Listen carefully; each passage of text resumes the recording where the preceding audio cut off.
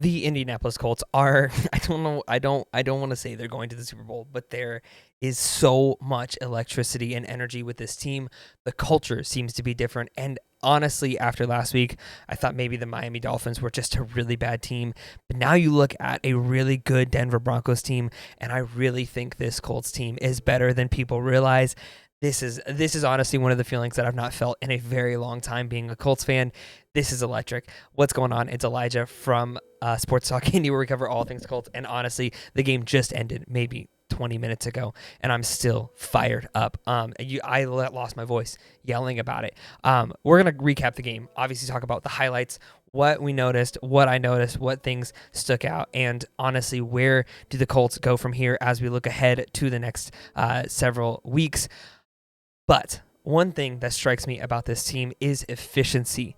The Colts offense is just more than efficient. They are nailing it on almost every single drive. They are now the record holder for the most consecutive drives where they have scored.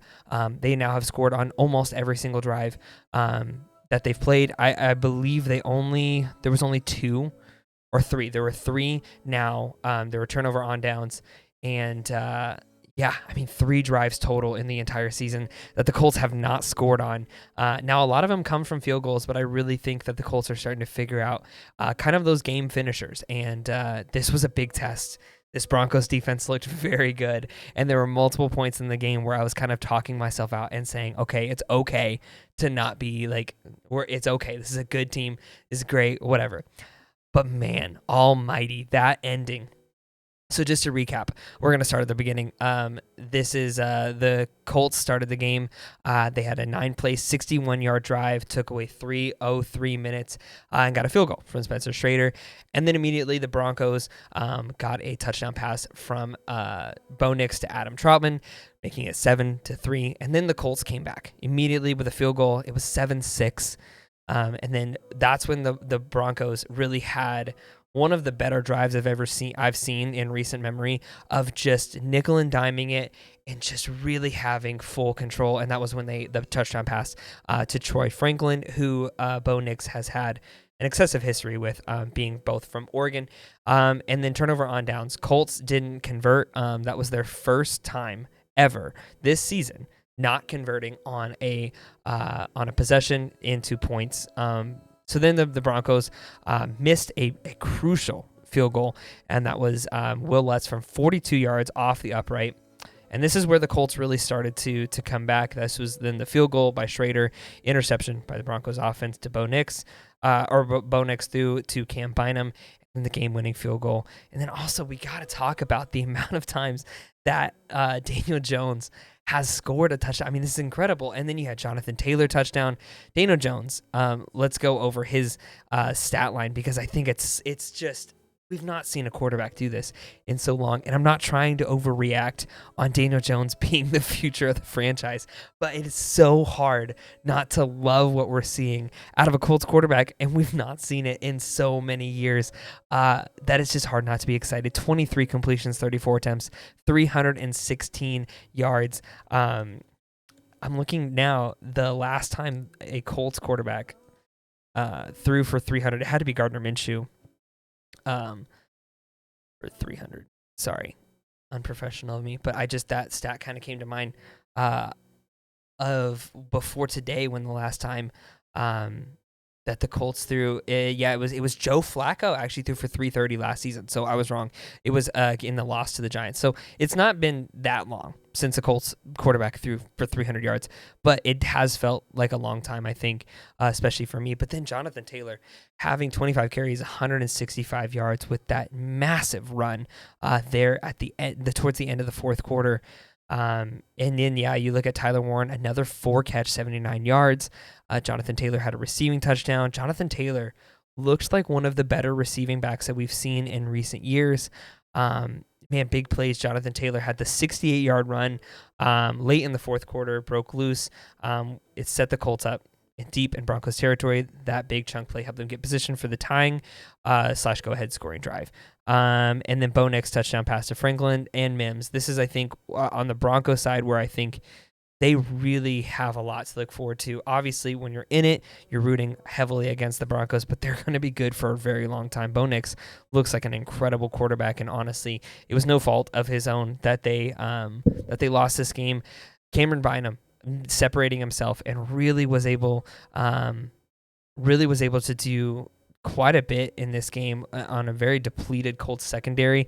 And then, the game winner, Spencer Schrader, has just looked so good. Actually, no, I work with a guy who knows Spencer Schrader personally, and the dude's just a solid stand-up guy. Just through and through, spoke at a guy's youth group, just like a true Indy guy. So excited to have him on the team. But man, big plays. Obviously, I think the thing of note, we got to focus on a little bit of the negative of how the Colts got in this situation. The defensive penalties. The defense looked sloppy today. Really were not able to do what they needed to. They locked it in at certain points in time, and obviously you're missing your key edge rusher.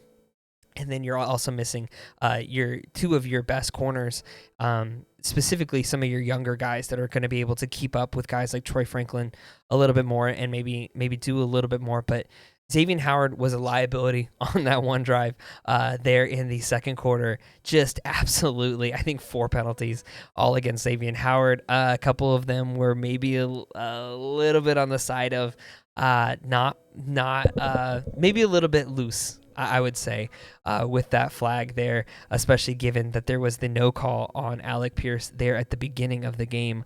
So I think it's very, very interesting. Even my wife was looking at like, is this rigged? Is this a game where the Broncos are supposed to win? And man, if the script writers could have wrote it better, I don't know how. Especially with the Emmys tonight. I mean, if it comes out ever that there is a script for the NFL season, this game deserves an Emmy in and of itself. Absolutely unbelievable through and through. Just an electric game. And you look at the thing that's different last year to this year. Obviously, you've got Tyler Warren. That's a difference maker. You've got a revamped secondary. That's a difference maker. But I think a big thing is this culture is just flipped upside down. You've got more discipline in a lot of areas. Obviously, again, there was some miscommunication on defense and a couple of key penalties that got us into the situation. But honestly, you look and this team just looks good. And offensively, probably one of the more disciplined, calm, cool, and collected offenses. There's so much, I think, to look forward to as we get further into the season. We've got the Titans coming up. They are our only defensive or our divisional opponent in the next several weeks. So we've got the Titans coming up. We've got the Raiders coming up. We're going to cover all of that for next week. But for now, so much to be excited about with this Colts team. I think there's a chance, not only a chance, I mean, this is the first 2-0 start since 2009. There's a very good chance that this Colts team not only makes it to the playoffs, but has an opportunity to take down some really, really good teams. The door's open in the AFC. No one looks invincible this year. I mean, the Bills look as close as you can get, but the Ravens obviously have their weakness. The Bengals are falling apart. The Bills look electric, and the Chiefs clearly have their weaknesses.